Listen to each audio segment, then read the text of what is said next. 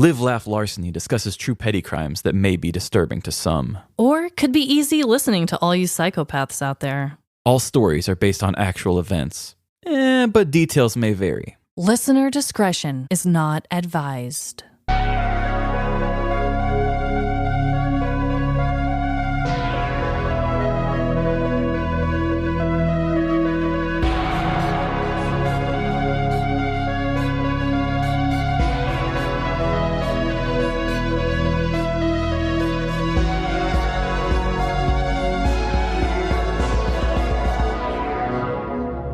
Live, Laugh. Larceny. Welcome to Live, Laugh, Larceny, begging for an invite so you can have something to cancel later. This is Trevin. And I'm Amanda. You know, it's always nice to be invited, sometimes just for the simple fact that you can turn it down. I absolutely love it. Yesterday I was having one of these feelings because our neighbors, the ones right next to us and the ones we hate, they recently got a pool. Oh. And I'll tell you, all the plain white people be flocking for pool parties. I swear they have one like twice a week. Damn. But we're sitting here watching them have people park in front of our house. And, you know, we don't mind. Yeah. I was thinking about selling parking in my driveway, honestly. But I was thinking, I want an invite. Right. I don't want to go, but I want you to think of me. Yeah. I mean, I don't swim in public. I don't swim with people, so it doesn't really matter. But I still wanted an invite. I wanted to know that I was worthy of that fun. I was wanted. Well, that's a dreadful dilemma, but do you actually have another one this week? I have one that's better than that one. Oh, okay. So I know you had one about marketing not too long ago, but I want to talk about marketing too. Okay. And I don't know if you ever did this in school. I had to do this. It was probably an English class or something where we had to make a fake business. It was like a class project. You make a fake business. They would say like, oh, give it a fun name. Give it a fun pitch. What do you guys do? And of course, it's like a really dumbed down version. It's like, what do you do? And it's like, we feed homeless people. And they don't ask questions like, how do you afford the food? Or where does it come from? And you're like, that's not the point. My business is to do this. Right. It was mainly like a practice in branding. They would say, oh, give yourself a fun pitch, give yourself a fun look. What are you guys doing? I remember almost every single class, majority of them were all like T and B this, because everybody just did their first initials. Anyway, that was a fun kind of creative class project for me to do, because it was a way to be creative in a team environment. And I like that sort of thing. So I was driving to work on Friday, and I saw a sign for a local business, and it just made me think, maybe I should be a business runner. Oh, no. Because I think fourth grade me would have done a bit better job. Oh, God. Let's see it. I didn't take a picture. Oh, you didn't? No, I couldn't. It was not safe. Oh, well, safety is the number one priority, I guess. But this was a little black sign written in what looked like chalk that just said, gutter cleans. And then it had a number. Okay. They didn't say, I will clean your gutter. They didn't say, clean gutters are my thing. It just said gutter cleans.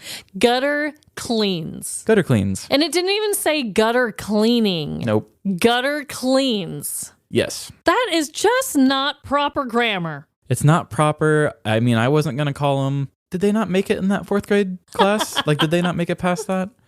Good God. Okay, maybe their grammar is poor, but also just a plain backdrop. At least hit us with something interesting to look at, like Jungle Law does with their billboards. Oh, boy. Oh, that's what it was, probably, was your Jungle Law dilemma. That probably was. Which, for all of our Kansas City locals, I personally keep seeing more and more Jungle Law billboards pop up. And of course, this is all a big fun joke. It could have just been that they didn't speak great English.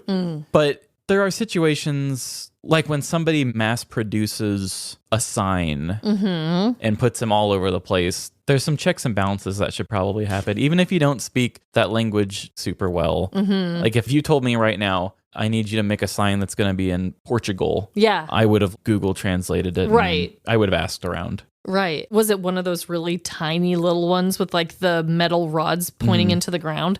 Yeah. And maybe it's because they wanted to use as little wording as possible to get as much visibility on the small sign. But still, you could have done gutter cleaning or something that was smaller that wasn't that. So you think this was more of like a Kevin from The Office thing? Like, Exactly. Why use many words when few do tricks?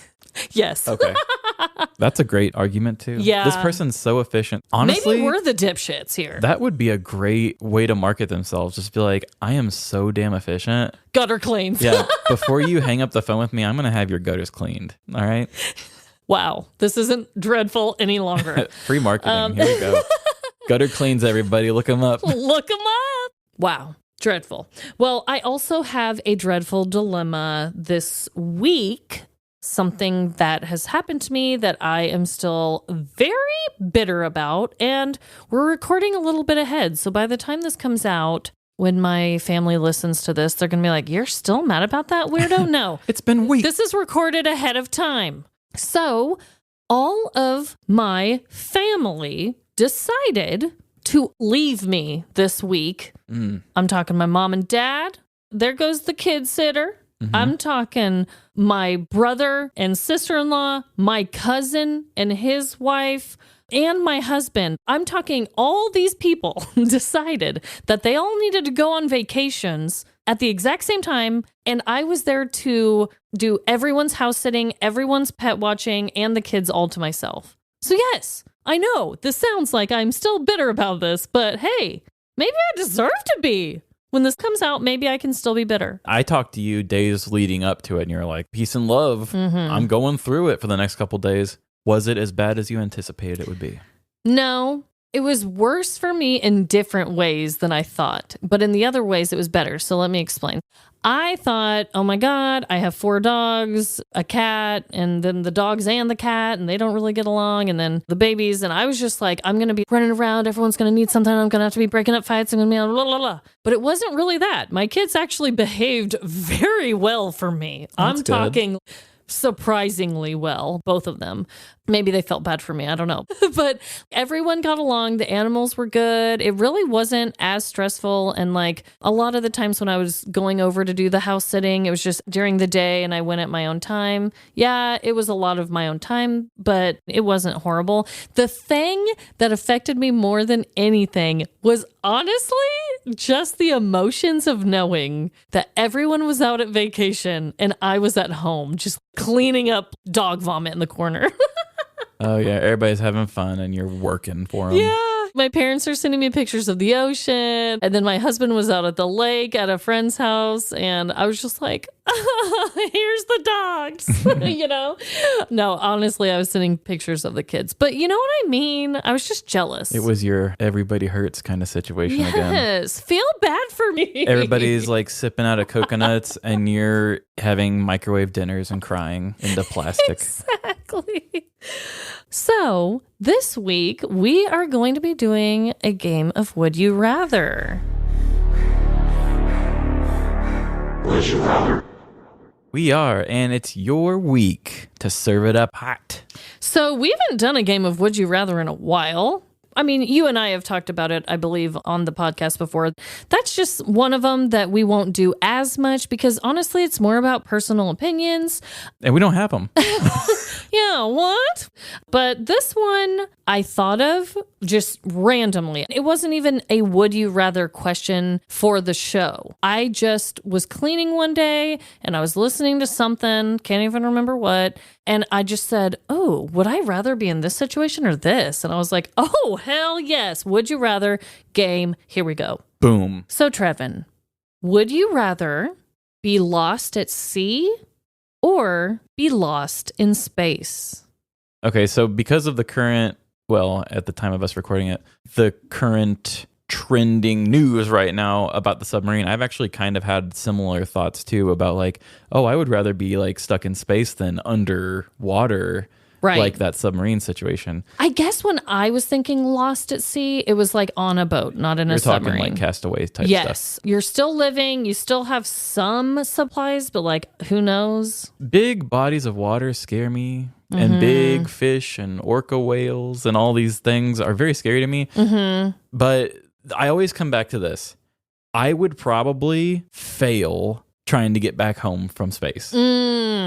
Even if I was an astronaut who knew how to rig up the spaceship correctly, I'd probably screw up into the atmosphere and like hit my planet that I want to get back to and hurt it in some way. So Worst astronaut ever. yeah, even though I think a giant bass fish could eat me out of the ocean or something, I would have a better chance of surviving somehow than being stranded in space. Yes, I agree with you. I think that I would also choose lost at sea. Now, if we're talking underwater, though, if we're talking submarine and space, those to me are actually kind of even. If we're talking lost at sea and I'm up above water on a boat, I am 1,000,000% choosing that. But now that I'm honestly thinking about it, if you're in a submarine lost and you're in space lost, no one can see you, from the naked eye. They're going to have to use something for both of those.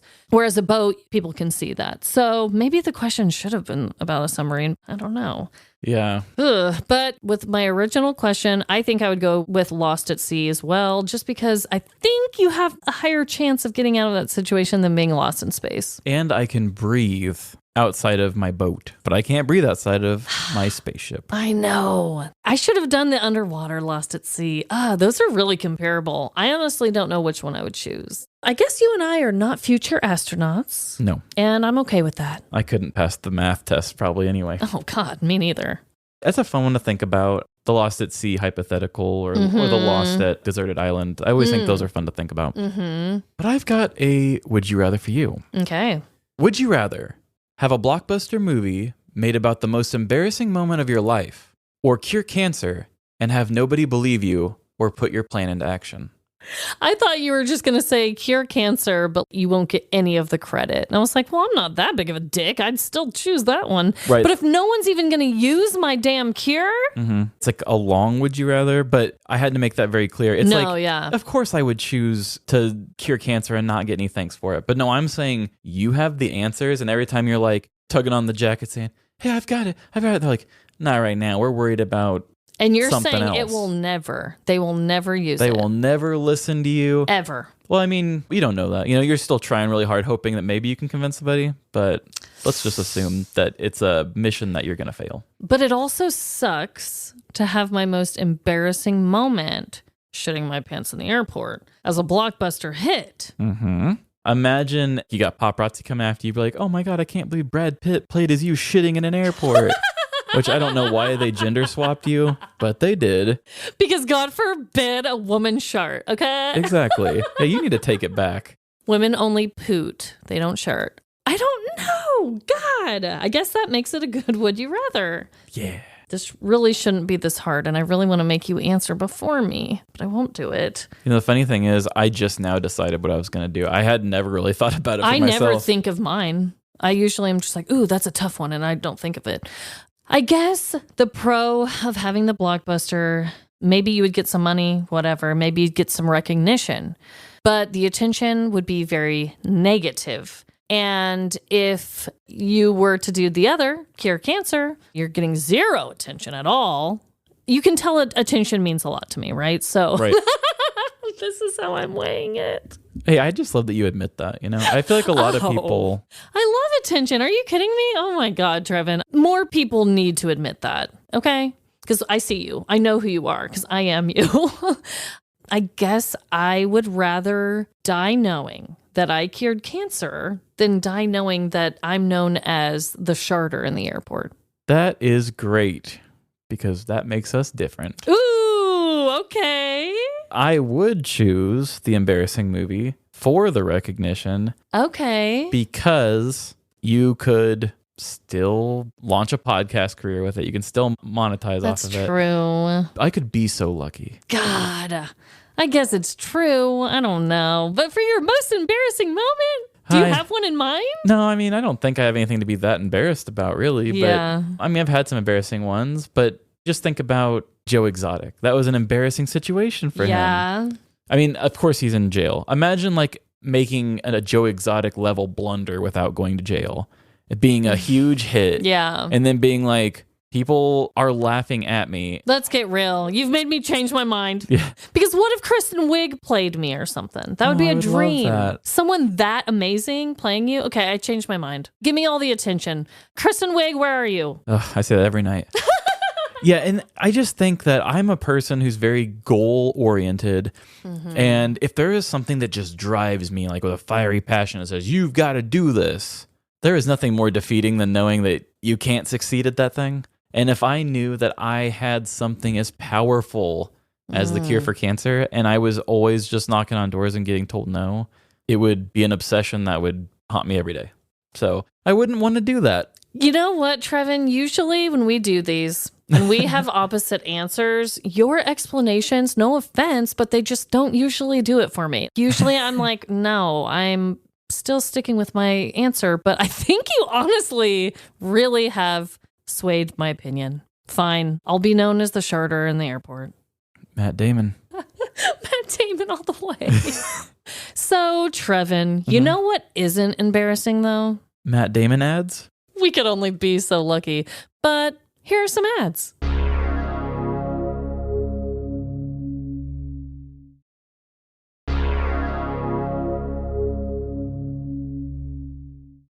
And we are back and ready for story time. I'm buckled into this couch. So I've kind of been building this up to Trevin a little bit, and now I'm about to build it up for the rest of you all. But I think it's going to pay off. Like, this isn't just like an empty promise of hope, okay? Which we're known for. No, this is real life stuff, guys. So my story today is a listener story, and it was sent in by someone who I am not going to give their real name by request. And I think at the end of this, you guys will maybe understand why. Ooh, it's one of those.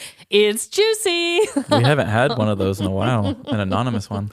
Oh, God, this is so good. Not only is the story itself just a good crime story, right? But, and I've said this before, we have some amazing listeners that have written, and they've been amazing writers. And I've said, and I've given them credit, and I've said, I used so much of their stuff here and there, blah, blah, blah.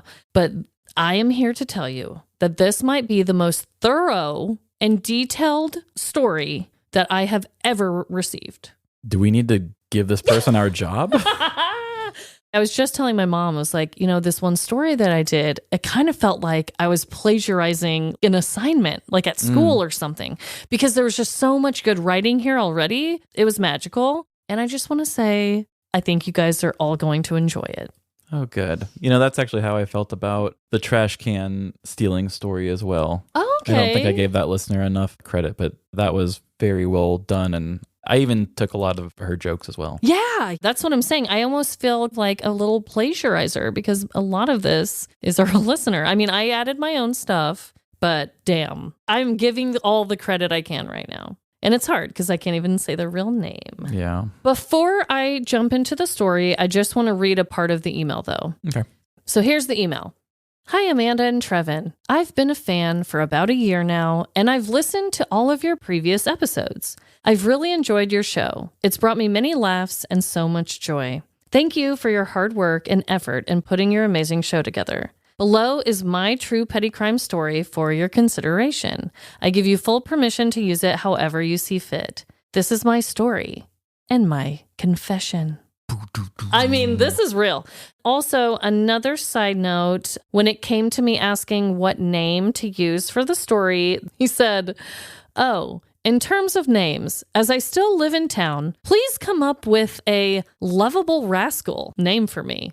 Dealer's choice. So, okay, can you just already understand that this listener is great? Also, he is from Australia, and just because I am a basic B who loves reality television and Vanderpump Rules, there's only one Australian on the show, and his name is Brock, and I'm giving you Brock. So, that is that. And here we go. Sounds of an engine revving and screeching tires pierced through the air inside an empty car park. The person riding shotgun inside of the vehicle causing the ruckus was a man in his 40s named Brock. The person behind the wheel was Brock's oldest child and brand new driver. After practicing yielding, turning, and parallel parking, Brock suggested they give their necks a break from the whiplash and pull over. He stepped out of the passenger side door to stretch when he noticed the familiar clubhouse across the street from them. Seeing it now made Brock chuckle to himself, as he had made plenty of petty memories there. It seemed like just yesterday when he had first stepped foot on the elitist and manicured property, as he reflected back to 20-some years ago. It was in the early 2000s. Brock was a young man in his 20s, living a recklessly carefree life. Let's have ice cream for dinner. He had a close group of friends that encouraged this lifestyle because they too were living it. When they got together, they would do the typical young guy things, such as playing video games, cruising around the city, and watching pirated movies. But at night, the guys loved nothing more than a bout of urban exploration with a side of criminal mischief. One of these occasions involved Brock and the guys taking various street signs from around town and putting them up at a local playground. They placed a 100-kilometer speed limit sign above the slide and a slippery when wet sign next to the drinking fountain. But this was just one example of how hilarious they thought they were. On another night, the crew decided to stray into one of the town's more affluent areas. Immediately, they felt a shift in environments as the average ground turned into manicured lawns. The air smelled of pine and oak from the beautiful trees lining the streets. After walking a while, Brock noticed that they had left the streets and driveways of the suburbs behind and now found themselves in a densely wooded area devoid of lights and houses. The friends had no idea where they were, but continued on. In the low light of the summer evening, they failed to see the black chain-link fence until they all walked right into it. After some expletives and other expressions of shock, Fuck me sideways. the guys recovered their composure. Brock wondered why there would be a chain-link fence in the middle of the woods, and he wasn't the only one. Because they were a group of young, curious, and macho enough men that couldn't be stopped by a fence, they collectively came to an unspoken decision. They would be going over the fence to explore. On the other side, they found a wonderland of the most beautiful landscaping they had ever seen. The grass was lush and thick, becoming shorter in more open areas.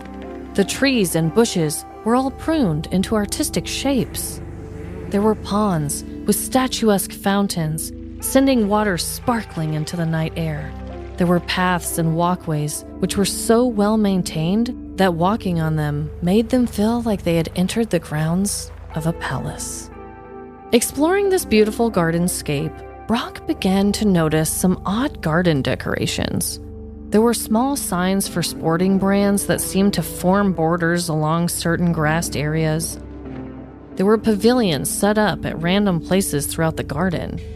There were odd-shaped sand pits at weird intervals. And for some reason, there were flags on poles sitting in holes in the ground. Eventually, it dawned on them that they had found their way into the fanciest golf club in town. The entry sign read, Royal Canberra Golf Course. After realizing their location, a sense of anarchy seeped into the guys' souls. Being that they were from a lower socio-economic background than those that could afford to join such an elitist establishment, they felt it was their duty to send these club-swinging, money-having, not-poor-being fat cats a dose of reality. And so, the shenanigans started. The guys cut circles of grass from the edge of the putting green and put it into the holes, making the holes completely invisible to the future golfers. They used the flags as javelins against the statuary, and even reworked a fountain, making it look like the statue was peeing into the pond. It's peeing. The next thing the guys discovered was an unlocked shed, full of golf carts.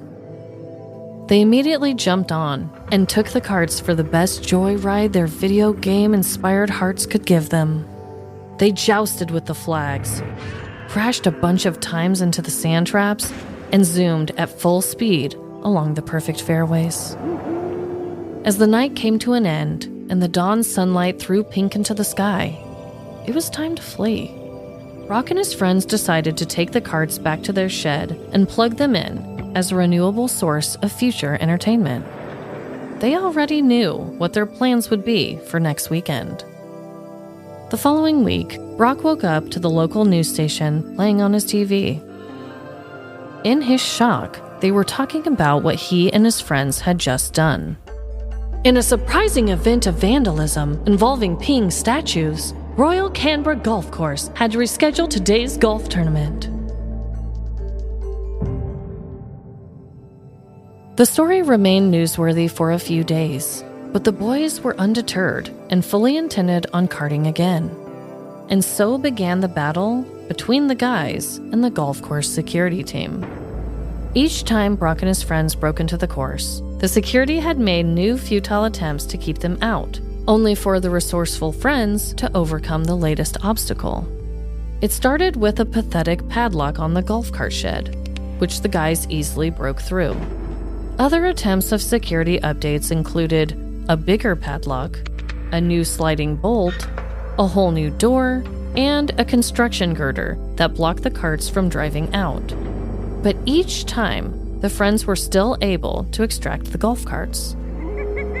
Overcoming the latest security measure had become almost as enjoyable as the joyride themselves. This back and forth went on for months, but as the old saying goes, all good things must come to an end. The last time the crew went karting, they had gotten through the beefed-up perimeter fence, snuck past the sleepy security guard, accessed the shed, and lifted the carts out. At this stage, security had chained all of the carts together, but instead of this stopping the fun, they sped off connected, creating a golf cart centipede of sorts. Only about 10 minutes into the drive, the unmistakable sound of sirens went off in the distance. The lead driver of the cart conga line sped them back towards the shed, but accidentally steered them off the path and into a tree. Oh shit! Immediately, the tree cracked loudly, causing the guys to jump off just in time to watch the large tree fall and crush the carts. Although this wasn't their intended parking spot, it had to do, as the guys ran away from the property and never returned. Suddenly, Brock was back to his current reality of sitting in the empty car park with his oldest child who was just learning to drive. But the 20-year flashback stayed in the forefront of Brock's mind. The next day, he sat down and started writing out his full petty crime story for one of his favorite podcasts. Actually writing it all down made Brock feel nostalgic, and he decided to return back to the scene of the crime. The golf cart shed looked exactly the same as he last saw it, and against his better judgment, he decided to test the security one last time. He managed to get inside of the shed and take a cart out. Just like old times. However, this time, instead of taking it for a joyride, he parked the cart just outside of the shed, letting the security team know he still got it. Whoa, that makes me think of those movies where it's all a flashback of an older person who's retired and they're like, I don't do that anymore. And then at the end of them telling their whole backstory, they walk out and they're just like, one last time. So Brock does not know, probably, that I'm going to add that. So let me kind of tell how this happened from my perspective. So we received this email. Like I said, there were full-on paragraphs of the description of the golf course that I did not touch, people. Clearly, there is some talented writing here. I received the first email. Really, not many follow-up questions. I just wanted to know if we could use the correct name or where this took place. Those were the only questions I had. Brock then not only gave me those answers, but then the email continued on, and he told me that after sending in the email, he literally went back to the scene of the crime and did everything that I just said. He went back in, tested the security, was still able to get a card out, but he just left it right outside just to let him know. I still know how to do this. I mean, that's crazy to even keep trying. For me personally, after seeing one new measure taken, my brain would start connecting dots thinking they were more prepared than they were. And I'd be like, nope, not going to do it. Right. I know. They were very confident in themselves. I mean, I get how now he would go back 20 years later. And he also said he was trying to see if there was any news articles about it. But he said it's been so long, he couldn't find anything. Not only was the story good, it was just an amazing story, well written, but the fact that there was even a follow-up, that he actually returned there, blew my mind. So I hope everyone enjoyed that story as much as I did. It does make me think about those movies, except the movie began with Brock sitting down, writing down his story, you know? Right. And then it fades out, and then at the very end of it, he stops and licks the envelope, sends it off, and then returns to the scene. One more time. I know, except for it was an email. But, cinematically, it can be a letter, for sure. Isn't that funny how we still use classical things because it's just more poetic? Yeah. When we do sound effects, I still do typewriters. Oh, and like old telephone sounds for telephone sounds. Yeah. And it's just like more poetic. It's just more fun. It's way more poetic. But yeah, I hope that I did the story justice. I did add my own stuff here and there, but a lot of it was his. But I personally and creatively decided to start it kind of like a movie with a flashback, because when he was telling me about writing in, the thing that motivated him was taking his oldest child to go driving, and he saw the clubhouse. I mean, literally, I didn't make any of this up. So even the flashbacks that are all like dramatized and whatever are really what he told me. It's also really cool, too, to think that he took that trip down memory lane solely for our show. That is a very cool point. Like, I'm going through therapy and like going back through things in my past. Yeah. And he went through and reprocessed those days, all because of our show. Yeah. Obviously, I can't tell you all. Go out and steal some golf carts. I'm not going to encourage being a petty criminal, even though, let's get real, I've done things like that myself. But it does sound fun. And I'm sure it was fun for him to think of all those fun memories that he had. I know for me, even though my kids are still young, I've been able to remember some of the things I did when I was younger. And I don't know, I just thought it was a really cool way. And that's a very interesting point that he went through that. He wrote the story for a show, reprocessed those memories, and then went back. It's really cool. It's just a beautiful thing. Yeah. God. Well, that was a great story. Thank you, Barack, for sending it in. Yes. And I've got a story. Oh my God, I cannot wait. And there's something oddly nostalgic about this story for me as well. I don't know what it is about this one. Maybe it's just the kind of story or the things that I'm tackling with it. But something about this story, it feels like I'm going back to our roots a little bit. Oh, you told me that. Yeah, you said it was like early Seriously Sinister Day vibes. I don't really know what exactly about it is, but just the crime feels like a seriously sinister crime. Whoa, I'm ready. For those of you who, maybe this is episode 1. Yeah. Our show used to be called Seriously Sinister. It was very overly sarcastic because clearly our show has always been what it is. That's what we're talking about. Yeah. And nothing's changed, but just something about the kind of crimes that we did back then. I think it more has to do with just like where our headspaces were. I've gone through different phases in my story writing for this show where I'm like, that was where I was going through this and this. Something about this one just brought me back to those old feelings for some reason. Wow. Loving it. Can't wait. So let's just jump into this and see if I'm talking out my ass or not.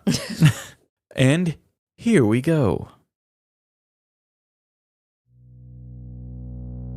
Out of all the different social encounters that we as people endure, there's one that deals the most damage: being rubbed the wrong way. And I'm not talking about a masseuse who has really rough hands. I'm talking about the times where you couldn't quite process the intentions of another person's actions. Do they hate me? Are they just awkward? Or is this the first step to their master plan of manipulating me into joining the sex cult they're trying to form? The safe word is wiener. All legitimate possibilities. Perhaps a more modern term would be the vibes were off. The vibes being off is the silent killer of all social interactions in the 21st century.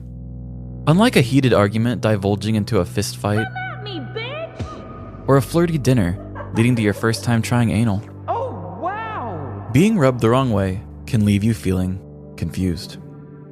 As soon as the perplexing action occurs, every word chosen and movement made are scrutinized. Does this person need their ass kicked? You ask yourself, as you feel threatened by the way they secretly tried to pick their nose at the dinner table. The unknown seeps into your pores and courses through your bloodstream. You're no longer present in the moment as thoughts race through your mind, trying to connect the dots and make sense of it. At this point, you're hooked and there's no way out. Besides communicating, of course. But we aren't going to do that. I call these situations the silent killer because once a dialogue descends into this territory, it's no longer you communicating with the other person. It is now you versus a highly dramatic version of yourself. And that voice in your head is dead set on being offended. The negative self-talk escalates as a friend's sudden break from eye contact leads you to draw conclusions.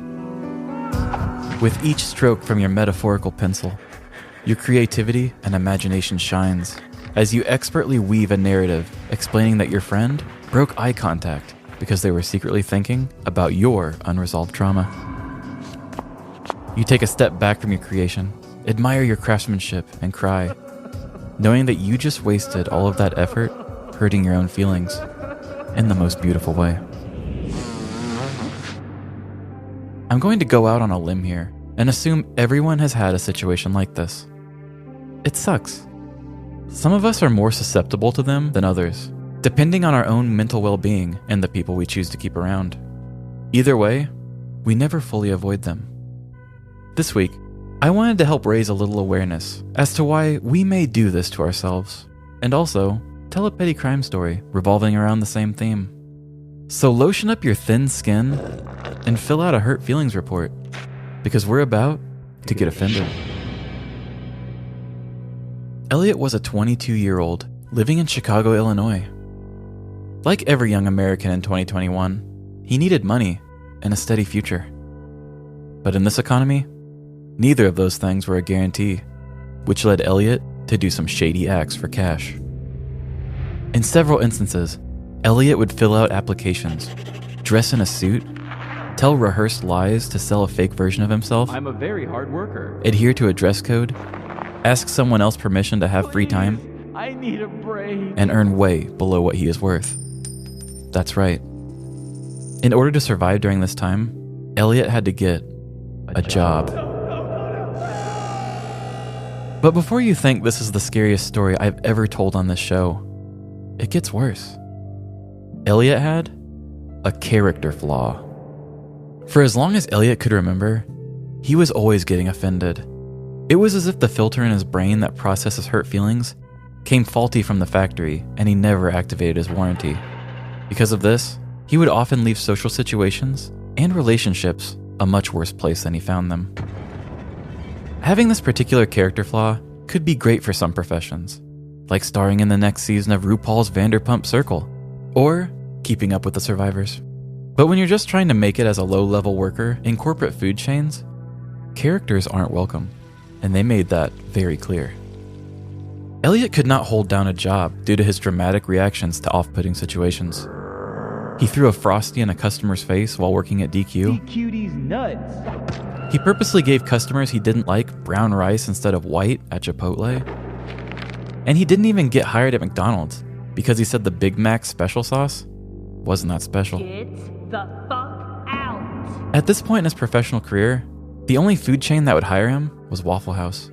But even he knew he was too dramatic for that place. This was a real struggle for Elliot. It's not like he was a loud and expressive person. Quite the opposite, actually. If you met Elliot in passing, you would think he was a strong, silent type. His image exuded a confident stillness. But the second something affected him personally, the gloves were off and the claws were out. To a lot of his other tough guy friends, he played it off like he was a man who takes no shit and handles his business. But his memory of the occurrences were always one-sided, leaving him the victim in some way. "Ah, I'm so angry," Elliot wailed as he busted through the front door of his mother's house. "What's the matter, dear?" his mom asked, coming to his aid. "I got fired from another job, which is such bullshit," Elliot replied. "All I did was put a live mouse in Gina's water cup, but she told me I looked nice today and it felt backhanded, like she didn't even mean it." Elliot's mother couldn't believe what she just heard. "Well, it sounds like you did the right thing getting away from such a bad influence, dear," she surprisingly responded as she sat at the table. "I'm sorry to hear about you losing your job. The right one is out there. I just know it. But I do have some bad news." The woman slumped more into her chair and went on about how she made a few bad bets on $50 scratcher tickets, and now she needs Elliot to start paying rent. Initially, Elliot responded in the way that a good son would. He said he understood and accepted the rent of $200 a month. However, something about the whole interaction rubbed Elliot the wrong way. The more his mother went on about how sorry she was to be charging him, Elliot's brain was doing mental gymnastics, turning this into an act of retaliation by his mother. What started as a scratcher addict's cry for help flipped and twisted itself into Elliot making this whole thing about how his mother stopped liking him after he grew facial hair. "I'm not your baby anymore because I look like a man. That's what it is, isn't it?" he screamed in his mother's face as he turned and stormed out of the house. Elliot went on a long nature walk, stopping to pose like the people in those moody posters that are meant to convey one singular emotion. Anguish! "I'm tired of running and not knowing where I'm going," he said to himself in the deepest way possible. As he sat there, giving himself time to think things over, he knew that he would have to eventually forgive his mom. This wasn't because it was the right thing to do, or because she was his mother, but because she was essentially his landlord and didn't want to get kicked out. But even with the decision made, he still had one big issue standing in his way. His monthly spending amount has just gone up, and he no longer has a job. Swallowing his pride deep down, Elliot stood up and began walking towards his local Waffle House. It was time to stop crying about his circumstances and start learning the differences between smothered, covered, chunked, topped, and the rest of Waffle House's mini hash brown topping options. But just as Elliot started this very standard lowering excursion, he walked past a very peculiar sight. There, stopped at the side of the street, was a Shy City towing truck. What would have normally looked like just a big white flatbed truck to Elliot ended up looking a lot more like a heaping pile of rent money. "I've never done a crime in my life," Elliot said to himself, contemplating Grand Theft Auto. But as he continued talking to himself about it, he noticed the tow truck driver get out, leave the truck running, and inspect the winch on the back. The moment felt like a sign from the universe. No more hesitating. Elliot quickly darted towards the tow truck, popping the door open and jumping inside. "What the fuck?" the driver yelled as he ran back toward the driver's side door. Elliot fumbled with the gear shift, putting the truck in drive. "I ought to shoot you in the face," the man yelled, as Elliot turned his head to find himself staring straight down the barrel of a pistol. "How dare you!" Elliot screamed as he floored the truck and left its owner behind. Elliot and his new tow truck picked up speed as the encounter replayed in his mind. I ought to shoot you in the face. I ought to shoot you in the face. I ought to shoot you in the face. He couldn't believe that he just performed his first felony. There was so much excitement between quickly operating a vehicle he didn't know to having a gun pulled on him. But the more he thought back on the latter part of the moment, the more it started to rub him the wrong way. Like, I get that I was stealing the truck, But why pull a gun on me? He said to the inside of the empty truck. It's just a truck. Someone could have gotten hurt with what he did. On and on the situation replayed. Even though that man had a reason to react, his form of reacting in that moment greatly offended Elliot. He can't just get away with this, Elliot said to himself as he pulled into his driveway and went inside his home. I'm so angry, Elliot yelled as he stormed back into his house. What's the matter, dear? Is it because of me charging you rent? His mom asked. No, a man pulled a gun on me, which is total bullshit, he yelled. All I did was steal his truck. It was a total overreaction on his part. That's illegal. This man sounds awful, honey. What are you gonna do? His mom asked with much anxiety. Elliot dramatically stopped, pulled out his cell phone, and slowly looked back at his mom. I'm going to call the cops on him. In January of 2021, 22-year-old Chicago man Elliot Scott stole a Chi-City towing truck from the 7400th block of South Exchange. During the theft, there was a heated altercation where the driver of the tow truck pulled out a gun in an attempt to stop the carjacking. The driver did not shoot, opting instead to provide the Chicago PD with the GPS location of the truck so that it may be recovered. Although Scott had gotten away with the truck, he too had felt affected by the confrontation. As the police were on their way to seize the tow truck and arrest Elliot Scott, the Chicago PD 911 operator had received a call from him themselves. In the phone call, Scott had explained that he stole a tow truck from a local tow company, but was upset when the driver pulled a gun on him in the process. When police arrived, Scott was found in the driver's seat of the truck, where he was taken into custody. In court, the judge questioned the report, thinking it was misrecorded due to the bizarre details. Elliot Scott was charged with aggravated possession of a stolen motor vehicle, misdemeanor theft, and driving on a suspended or revoked license. He was allowed to serve monitored house arrest and skip paying a cash bail because, quote, he did not use a weapon during this matter. He called the police, apparently upon himself, end quote. So how many of you can relate a little bit to Elliot? Do you ever take a slightly off situation and find ways to make them about something else that upset you? No? Okay, liar. I can definitely say that I have, and not in a gigantic blow-up situation either. Sometimes a person's actions can really send me down a rabbit hole of bad thoughts. Something as simple as a friend canceling plans can lead me down to the conclusion that maybe the plans were canceled with me because someone made better plans. Of course, I don't go so far as to react dramatically, but I can internalize them and carry those feelings down for a while. I know that those kinds of conclusions are more coming from my own issues with worthiness and self-image, but I don't always think that through when I'm experiencing the initial anxiety of it all. Because of that, I can put myself in a bit more of an irritable mood, and nobody deserves to put up with an irritable me if they aren't the ones that caused it. So don't be like Elliot. If someone rubs you the wrong way, take a serious step back and see if they really meant harm or if you're just being dramatic. You might just surprise yourself with how many annoying situations you can work through and not project onto others.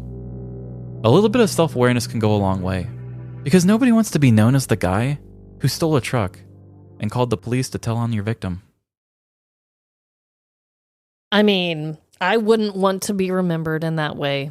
For sure. I mean, that is an impressive oversight.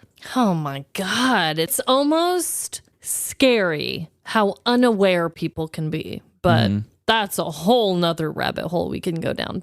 So he really probably in his mind thought, what did he even think? Like they were going to come and he was going to say, he held up a gun and they were like, okay, you can drive off with the stolen tow truck then. Thank you for your time.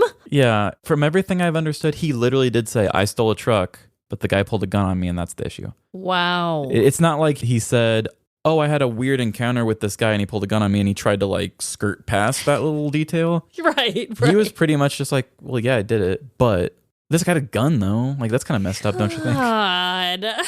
So I guess that just made me think of a seriously sinister story because I had a lot of stories back in the day where it was kind of people doing kind of a ridiculous thing based off of a small misunderstanding. And plus, we had a bunch of tow truck stories in the beginning, I feel like. Oh, yeah. A lot of stolen vehicles. Yeah. For sure.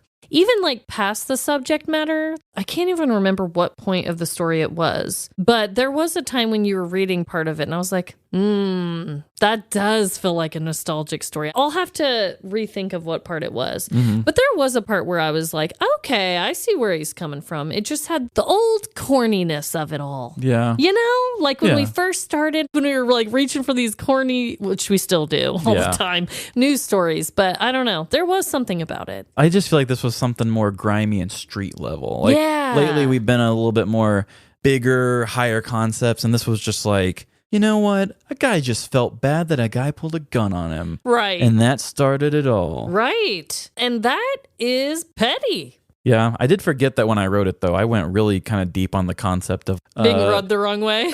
Well, like the concept of having somebody... Maybe they're just a little off, but because of it, you're drawing conclusions that it's about something you're self-conscious about.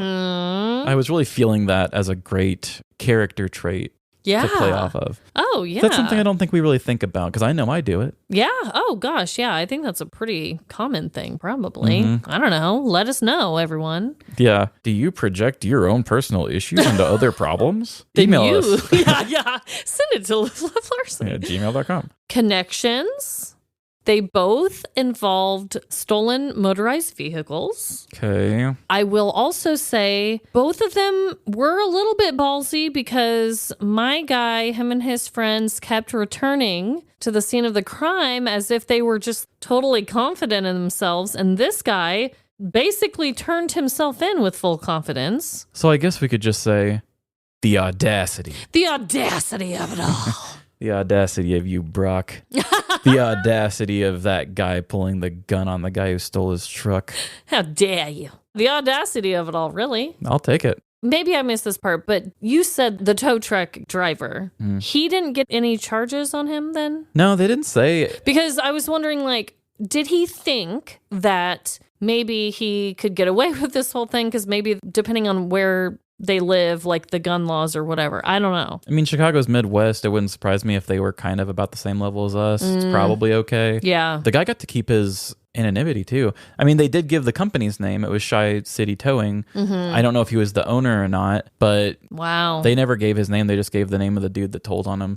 So I think he did the right thing. It was kind of a, I don't know. I don't even want to get into it. It was kind of a stand your ground sort of situation. Right. Your vehicle was getting stolen, but he didn't shoot. Yeah. He just threatened him, hoping maybe he'd give it up. Right. So he did the right thing, because in that situation, the guy could have been a hothead and just started firing, but instead he was like, we got a GPS on this truck. Yeah. Hopefully I can scare him into giving it back. If not, let him go. Yeah. I mean, I was already on his side. Yeah. But for doing his job and losing his vehicle. Yes. But the fact that it wasn't like, I'm going to shoot this guy. He was just using it to be like, get out. And it showed that it was just used as like a, come on, get out. Yeah. But I mean, maybe it was even empty. We don't know. okay. I was just curious if he got in any sort of trouble for having that on the job or anything at all, but it probably didn't say, did it? No, they probably didn't even care. They were like, listen, this dude is so in the wrong. They're like, give him his truck back. I don't care if he threw a crocodile at your face. That was another thing, too. I don't have any of his backstory or anything. The dude kind of seemed like he took himself as sort of a tough guy. Yeah. But the act was just so dramatic that I was just like, oh, I'm going to say he's a silent guy who just blows things out of proportion. And that was kind of a different type of character we've never really done before. So I like that. Just based on the crime, I could see that being very accurate. Like if one thing was wrong on his order, he would think that it was like a personal character, like assassination, you know? Yeah, I could see him feeling like he was wronged after stealing someone's truck. Right. So yeah, I see why you made that connection. But wow, what a time. What a week. What a week. And I hope that everyone is having the best time ever. And just remember, no matter the crime, big or small, in the end, we're all doomed. Doomed to have Matt Damon play as us in a movie about our lives. Bye. See ya. Bye. I know you have a busy day and you're just about to pick up the phone to call Gutter Cleans, but we really appreciate you listening to our show instead. And whether you're lost at sea or lost in space, Hopefully you have a smartphone. Find us on social media and follow us. Facebook, Instagram, TikTok, or Twitter. Live, laugh, Larceny. And if you're a great writer like today's listener was, then please send us your petty crime story. Even if you're not, it's totally okay. livelaughlarceny@gmail.com. And give us the same rating you would give Shy City Towing Security. 5 stars across the board. Apple, Spotify, or Good Pods.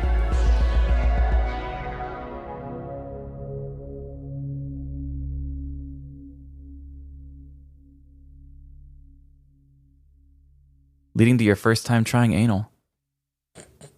I was trying not to. When I first wrote that, I was like, God, that's a jarring line. It really was. I was trying to multitask and it didn't let me. Sorry, I just remembered an old dilemma I wanted to do. What? Did you just write it down? Yeah, I just had to write it down, sorry. Is it about anal? No. Anal has nothing to do with it. Ay, ay, ay.